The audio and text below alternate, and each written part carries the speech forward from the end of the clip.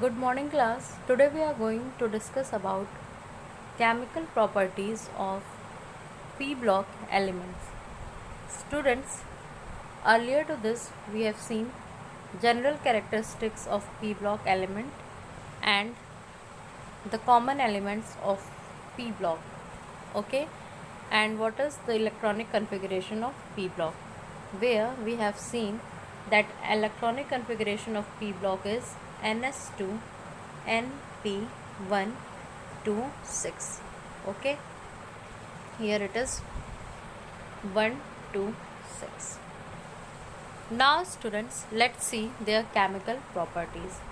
So students, talking about the chemical properties, firstly we will discuss about oxides.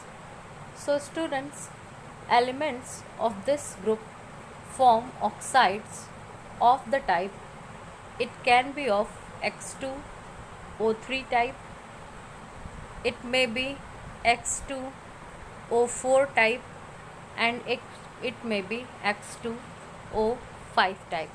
Students, replacing this X, it may be N2O3, it may be N2O5, it may be N2O4.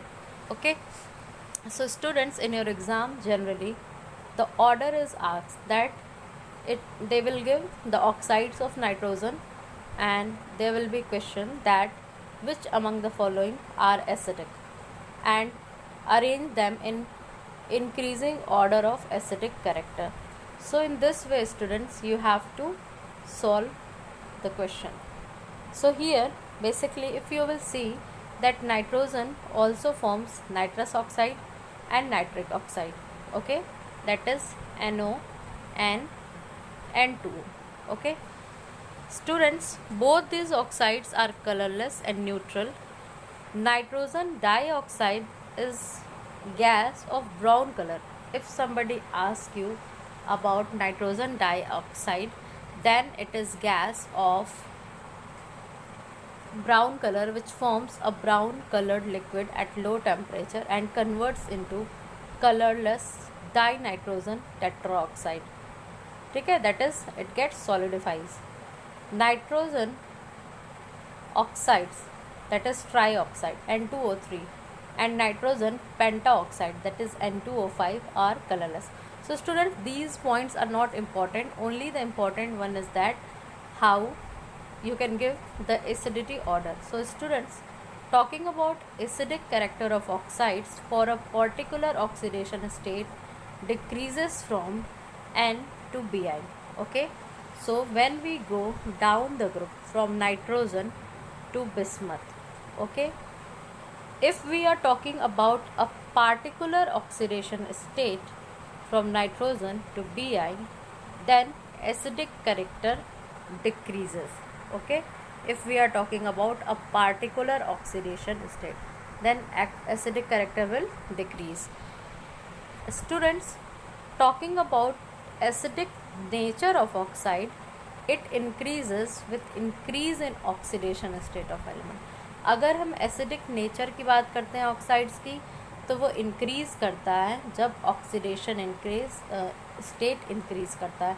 लेकिन अगर एक particular oxidation state है तो down the group जो acidic character होगा वो क्या होगा, डिक्रीज़ होगा. जैसे अगर हम बात कर रहे हैं कि +3 स्टेट ही है, +3 स्टेट है, अगर हम डाउन द ग्रुप +3 में ही जा रहे हैं तो एसिडिक करेक्टर डिक्रीज़ करेगा. लेकिन जैसे जैसे ऑक्सीडेशन स्टेट इंक्रीज़ करता जाएगा, सपोज़ करिए +3 +4 +5 या जो भी है आपका +3 से +5 स्टेट से आपको देखने को मिल रहा है, तो इस केस में एसिडिक करेक्टर ज़्यादा होगा. नाउ स्टूडेंट्स, एग्जांपल के लिए आप समझ सकते हैं कि अगर हम बात करते हैं जो नॉर्मल या कह सकते हैं न्यूट्रल जो ऑक्साइड है, जैसे कि N2O हो गया आपका या NO हो गया, तो इनकी एसिडिटी आप न्यूट्रल कैटेगरी में मानेंगे. लेकिन जो एसिडिटी ऑर्डर आपके एग्ज़ाम में आता है वो आपको पूछेगा among N2O3, among N2O4 and N2O5, okay, which is most acidic. तो आप इजीली जान सकते हैं कि N2O5 ज़्यादा एसिडिक होगा. अगर आपसे ऑर्डर पूछता है give them in increasing order, तो आप क्या रखेंगे, N2O5 will be highest and N2O3 will be lowest. Okay students, so students इसी तरीके से आप हर ऑक्साइड्स को देख पाएंगे। जैसे जैसे ऑक्सीडेशन स्टेट इंक्रीज़ करेगा एसिडिटी इंक्रीज़ करेगी, मतलब एसिडिक कैरेक्टर इंक्रीज़ करेगा। जैसे अगर फॉस्फोरस के ही ऑक्साइड की बात करें, P4O6, P4O8, P4O10, तो P4O10 का ऑक्सीडेशन एसिडिक कैरेक्टर सबसे ज़्यादा होगा। सिमिलरली अगर आर्सेनिक की बात करते हैं तो आर्सेनिक के ऑक्साइड्स में AS4O10 का ऑक्सीडेशन स्टेट सबसे ज़्यादा है, मतलब एसिडिक कैरेक्टर इसका सबसे ज़्यादा होगा। सिमिलरली आप Sb में देखेंगे और बिस्मथ में देखेंगे। जो बिस्मथ के ऑक्साइड होते हैं ये बेसिक होते हैं और ये लीस्ट स्टेबल होते हैं, ठीक है। नाउ स्टूडेंट्स अगर हम बात करें N2O3 और P2O3 के, वो एसिडिक होते हैं, जबकि AS4O6 और SbO6 क्या होते हैं, एम्फोटेरिक होते हैं, और Bi2O3 क्या है, स्ट्रॉन्गली बेसिक है। नाउ स्टूडेंट्स अगर हम बात करते हैं, आप यहाँ पे भी एक ऑर्डर देख पा रहे हैं, अगर आपको मिक्स करके देता है, mix in the sense student, suppose करिए कि आपको nitrogen, phosphorus, arsenic, antimony, bismuth सबके ऑक्साइड्स दे दे रहा है और आपको बोल रहा है इसमें से कौन एसिडिक है कौन बेसिक है, तो आप इसको ईजिली आइडेंटिफाई कर सकते हैं कि N2O3 हमारा स्ट्रांगली एसिडिक है, P4O5 एसिडिक है, AS4O6 एम्फोटेरिक है, Sb4O6 एम्फोटेरिक है और Bi2O3 बेसिक है। अगर आप बस Bi2O3 को जानते हैं कि वो बेसिक है और आप AS4O6 और Sb4O6 को जानते हैं कि एम्फोटेरिक है, तो आप इजीली ये ऑर्डर दे पाएंगे, ठीक है स्टूडेंट्स। और थर्मल स्टेबिलिटी की बात की जाए तो वो भी जो है डिक्रीज़ करता है from top to bottom. Students thermal stability जो है ऑक्सीडेशन स्टेट जब इंक्रीज़ करता है तब भी डिक्रीज़ करता है, ठीक है। जैसे कि अगर हम बात करें N2O3 और N2O5 में, तो N2O5 जो होगा वो लेस स्टेबल होगा, मतलब थर्मल स्टेबिलिटी अगर है तो चाहे ऑक्सीडेशन स्टेट इंक्रीज़ करे, थर्मल स्टेबिलिटी तब भी डिक्रीज़ करती है, या हम डाउन द ग्रुप जाते हैं तब भी थर्मल स्टेबिलिटी क्या होती है, डिक्रीज़ करती है। इसी तरह से स्टूडेंट्स आप देख पाते हैं कि जो पेंटा ऑक्साइड है नाइट्रोजन का, वो एग्जिबिट करता है ऑक्सीडाइजिंग नेचर। तो कभी कभी ऑक्सीडाइजिंग एजेंट, और ये बहुत ही अच्छा स्ट्रॉन्ग ऑक्सीडाइजिंग एजेंट है, तो इसे रिएक्शन में यूज़ किया जाता है। ओके स्टूडेंट्स, अब हम बात करते हैं, जो अब आपका इम्पॉर्टेंट पॉइंट आएगा वो आप यहाँ पे देख पा रहे हैं ऑक्सो एसिड्स। और ऑक्सो एसिड्स से पहले अगर आप देखना चाहते हैं कि फॉस्फोरस के ऑक्साइड्स, तो आप यहाँ दो स्ट्रक्चर देख पा रहे हैं, P4O6 और P4O10। अगर P4O6 की बात करते हैं स्टूडेंट्स, तो आप जो 4 फॉस्फोरस एटम देख रहे हैं, 4 फॉस्फोरस एटम बॉन्डेड रहते हैं, टेट्राहेड्रॉन के फॉर्म में रहते हैं, और इन सबों के बीच में क्या रहता है, ऑक्सीजन एटम आ जाता है, 6 ऑक्सीजन एटम आ जाते हैं।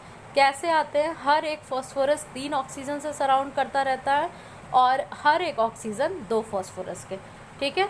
तो ये स्ट्रक्चर P4O6 का रहता है। और अगर P4O10 की बात करें स्टूडेंट्स, तो इस स्केलेटन के साथ साथ बस जितने भी फॉस्फोरस आपके हैं वो एक एक ऑक्सीजन से लिंक होते हैं, इसे ही हम P4O10 का स्ट्रक्चर कहते हैं। तो आप ये स्ट्रक्चर प्रैक्टिस कर सकते हैं स्टूडेंट्स, कभी एग्ज़ाम में आ सकता है। वैसे ऑक्सो एसिड्स जो है आपके फॉस्फोरस के, वो एग्ज़ाम में आपके फर्स्ट ईयर में भी आप प्रैक्टिस कर चुके हैं, जैसे H2PO2 हो या H2O2 हो या H3PO3 हो या H3PO4 हो, तो एक बार इसको ज़रूर आप प्रैक्टिस कर लीजिएगा। तो यहाँ पे स्टूडेंट्स इसी सीक्वेंस में आप यहाँ देख पा रहे हैं जो ऑक्सो एसिड्स हैं इनके, ठीक है, इस पूरे ग्रुप में। तो अगर हम बात करें तो सारे ही एलिमेंट इस ग्रुप के ऑक्सो एसिड्स का फॉर्मेशन करते हैं। नाइट्रोजन के जो सबसे इंपॉर्टेंट ऑक्सो एसिड्स हैं, नाइट्रिक एसिड है, दैट इज़ HNO3, आप बहुत अच्छे से उसको जानते हैं, और नाइट्रस एसिड है, दैट इज़ HNO2। ओके, अगर अभी भी आपको स्टूडेंट्स इसमें कन्फ्यूज़न होती है तो आप इसको बिल्कुल तैयार करके रखिए। दूसरी चीज़ स्टूडेंट्स, जो नाइट्रिक एसिड होता है वो स्टेबल होता है, जबकि नाइट्रस एसिड अनस्टेबल होता है। और जो इम्पॉर्टेंट ऑक्सो एसिड्स हैं आप शुरू से जानते हैं स्टूडेंट्स, आप इस ऑर्डर में देख पा रहे हैं, H2PO2 है, HPO2 है, H3PO3 है। आप बस आप नेमिंग भी जानते रहिए तो भी काम चल सकता है, लेकिन अगर स्ट्रक्चर पूछता है तो आपको स्ट्रक्चर जानना ज़रूरी है। नाउ स्टूडेंट्स, आप यहाँ पे देख पा रहे हैं कि आपको 2 ऑक्सो एसिड्स बना के दिया भी हुआ है। आप H3PO3 देख पा रहे हैं, H3PO4 भी देख पा रहे हैं। स्टूडेंट्स, इनकी बेसिसिटी भी एग्ज़ाम में पूछती है कि give the basicity of following oxo acids. तो आप जानते हैं जितने H+ आयोनाइजेबल होंगे उसी उतना ही बेसिक ये होता है। जैसे H3PO3 के केस में आप देख पा रहे हैं 2 H+ आयोनाइजेबल हैं, तो इसकी बेसिसिटी 2 हो जाएगी। जबकि H3PO4 में आपको दिख रहा है कि 3 H+ आयोनाइजेबल हैं, तो इसकी जो बेसिसिटी हो जाएगी वो 3 और इसकी क्या हो जाएगी बेसिसिटी 2। यहाँ मेटाफॉस्फोरिक एसिड दिया हुआ है, ये इतना इंपॉर्टेंट नहीं होता आपके एग्जाम पॉइंट ऑफ व्यू से। अब स्टूडेंट्स बात करते हैं आर्सेनिक के ऑक्साइड्स की। तो आर्सेनिक के ऑक्साइड्स में आप देख पाएंगे कि आर्सेनियस ऑक्साइड्स का फॉर्मेशन होता है, और अगर इसका सॉल्ट का बात करें तो आप देख पा रहे हैं Na3ASO3। आर्सेनिक एसिड के ऑक्साइड्स होते हैं जैसे H3ASO4। अगर इसके सॉल्ट की बात करें Na3ASO4। यहाँ स्टूडेंट्स जो आपको याद रखना है कि इनकी जो एसिडिक स्ट्रेंथ का ऑर्डर होता है, ठीक है, एग्ज़ाम में कैसे भी वो ऑर्डर पूछ सकता है, डिक्रीजिंग ऑर्डर में, इंक्रीजिंग ऑर्डर में, तो आपको वो दिमाग में रखना है। जैसे स्टूडेंट्स इस जो ग्रुप के ऑक्साइड्स हैं, ठीक है, और या आप कह लीजिए ऑक्सो एसिड्स हैं। अगर आप नाइट्रोजन का ऑक्सो एसिड्स लेते हैं HNO3 जो है नाइट्रिक एसिड, अगर आप फॉस्फोरस का ऑक्सो एसिड लेते हैं जैसे H3PO3 है ऑर्थोफॉस्फोरिक एसिड, या आप आर्सेनिक का ले रहे हैं H3ASO4, या आप एंटीमनी का ले रहे हैं, तो डाउन द ग्रुप जैसे आप जाएंगे स्टूडेंट्स, तो क्या होते जाएगा, जो ऑक्सो एसिड्स के फॉर्म करने की टेंडेंसी है वो डिक्रीज़ होती है, ठीक है। या आप कह सकते हैं जो एसिडिक स्ट्रेंथ है वो डिक्रीज़ करता है down the group. Down the group acidic strength decrease करता है, मतलब नाइट्रोजन के ऑक्सो एसिड्स ज़्यादा स्टेबल होंगे और जो आपके एंटीमनी के हैं वो कम स्टेबल होंगे। अब स्टूडेंट्स हम बात करते हैं हाइड्राइड्स की। अगर तो सारे एलिमेंट्स हाइड्राइड्स का फॉर्मेशन करते हैं, बस आपका एग्ज़ाम में जो क्वेश्चन आता है वो एक्सेप्शन से आता है। Exception in this case students, sorry students, इसमें एक्सेप्शन नहीं आता है, आपके क्लोराइड्स में एक्सेप्शन आता है कि हैलोजेंस कैसे फॉर्म करते हैं। अगर हम हाइड्राइड्स की बात कर रहे हैं तो हाइड्राइड्स का ऑर्डर वो भी सेम रहेगा कि सारे एलिमेंट्स हाइड्राइड्स का फॉर्मेशन करेंगे। NH3 का फॉर्मेशन होता है, PH3 का, ASH3 का, सबों का फॉर्मेशन होता है। सारे के सारे हैलाइड्स जो होते हैं पॉइजनस होते हैं, ठीक है, ये चीज़ आपको ध्यान में रखनी है।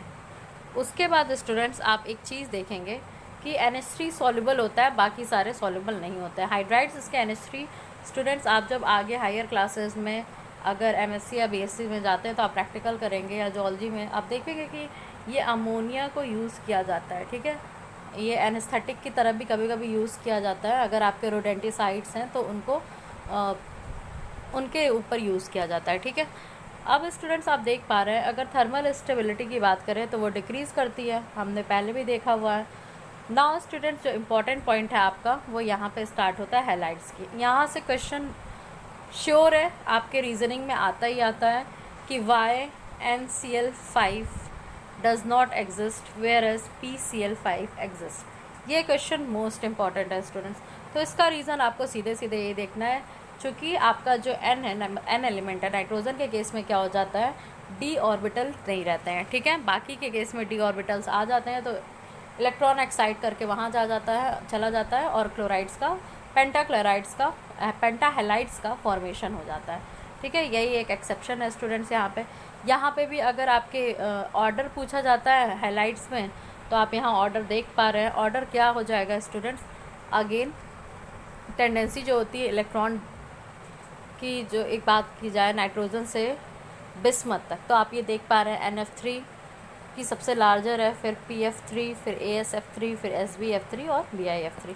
अब स्टूडेंट्स एक दो पॉइंट्स बस और इम्पॉर्टेंट रह गए हैं, जो कि ये हैं कि अगर हम इनके सल्फाइड्स की बात कर रहे हैं, ठीक है, अगर हम इनके सल्फाइड्स की बात कर रहे हैं तो सल्फाइड आपने नाम भी सुना होगा, सल्फाइड। सो आर्सेनिक और एंटीमनी जो है वो ट्राई सल्फाइड का फॉर्मेशन करते हैं, ठीक है, जैसे कि AS2S3 या SB2S3। तो जो आपका AS2S3 है वो येलो होता है और SB2S3 है वो ऑरेंज होता है। और पेंटा सल्फाइड का भी फॉर्मेशन करते हैं जैसे कि AS2S5 एंड SB2S5 ऑरेंज, ठीक है स्टूडेंट्स। यहाँ पे आप कलर अगर ध्यान देंगे तो जो आप आर्सेनिक और इनके ट्राई सल्फाइड्स की बात करेंगे तो आर्सेनिक के चाहे ट्राई सल्फाइड हो चाहे पेंटा सल्फाइड हो येलो होते हैं, और एंटीमनी के चाहे ट्राई सल्फाइड हो या पेंटा सल्फाइड हो वो ऑरेंज होते हैं। स्टूडेंट्स ये क्या होते हैं, सॉल्युबल होते हैं सोडियम हाइड्रोक्साइड में, और जो कॉमन अमोनियम सल्फाइड है और येलो अमोनियम सल्फाइड है उन दोनों में। ठीक है, तो ये आप यहाँ पर जनरल रिएक्शन देख पा रहे हैं। ये वैसे जनरल रिएक्शन एग्ज़ाम में आता नहीं है। आगे जो आपके लिए अब इम्पॉर्टेंट हो जाएगा स्टूडेंट्स वो है एबनॉर्मल बिहेवियर ऑफ नाइट्रोजन। तो ऑलमोस्ट आप स्टार्टिंग से जानते हैं कि कोई भी आपका ग्रुप का अगर फर्स्ट एलिमेंट है तो वो एबनॉर्मल बिहेवियर क्यों शो कर रहा है। सो वेरी फर्स्ट रीज़न आपका हमेशा से यही हो जाता है कि जो है सबसे स्मॉलर है साइज़ में। दूसरी चीज़ आप देख पा रहे हैं कि नॉर्मल टेम्परेचर पे नाइट्रोजन क्या होता है, गैस होता है, बाकी सारे एलिमेंट क्या हो जाते हैं, सॉलिड्स रहते हैं। और चूँकि स्मॉल साइज़ है तो इसकी आयनाइजेशन एनर्जी सबसे ज़्यादा होती है और इलेक्ट्रोनेगेटिविटी भी सबसे ज़्यादा होती है अपने ग्रुप में। दूसरी चीज़ हमने देखा था कि चूँकि इनमें कैटिनेशन की प्रॉपर्टी होती है तो नाइट्रोजन ही ऐसा है जो कि ट्रिपल बॉन्ड का फॉर्मेशन करता है और ये लिंकअप रहता है इस तरीके से N2 के फॉर्म में। ठीक है, और बाकी सारे जो होते हैं मेंबर्स वो टेट्रा एटॉमिक फॉर्म में पाए जाते हैं। जैसे P4 के फॉर्म में पाया जाएगा, फॉस्फोरस P4 के फॉर्म में पाया जाएगा, आर्सेनिक AS4 के फॉर्म में पाया जाएगा और एंटीमनी Sb4, बिस्मत ऐसे ही BiS4। ठीक है, ये इनकी बेसिक जो एबनॉर्मल बिहेवियर। तीसरा एबनॉर्मल बिहेवियर जो आप अक्सर रीजनिंग में दे सकते हैं, नाइट्रोजन के पास जो है डी और डी सब्शल नहीं होता है, बाकी सारे के पास डी सब्शल होता है। अब स्टूडेंट्स आप देख पा रहे हैं नेक्स्ट टर्म में हम डाई नाइट्रोजन की बात करेंगे, कैसे उसकी प्रिपरेशन होनी है। यहाँ जो सबसे इम्पॉर्टेंट पॉइंट अगेन आपका हो जाएगा वो यही होगा कि NH3 जो है स्टेबल है, हाइड्राइड है NH3 का, जबकि और सारे जो हाइड्राइड होते हैं अदर मेंबर्स के वो लेस स्टेबल होते हैं और उनका रिड्यूसिंग नेचर होता है। ठीक है, एक और चीज़ जो NH3 है वो हाइड्रोजन बॉन्डिंग में इन्वॉल्व होता है, मतलब N हाइड्रोजन बॉन्डिंग का फॉर्मेशन करता है NH3 के केस में, जबकि PH3 या ASH3 के केस में आपको हाइड्रोजन बॉन्डिंग नहीं देखने को मिलती है। So this is all about today's lecture. In our next lecture we will be discussing about dinitrogen. Thank you class.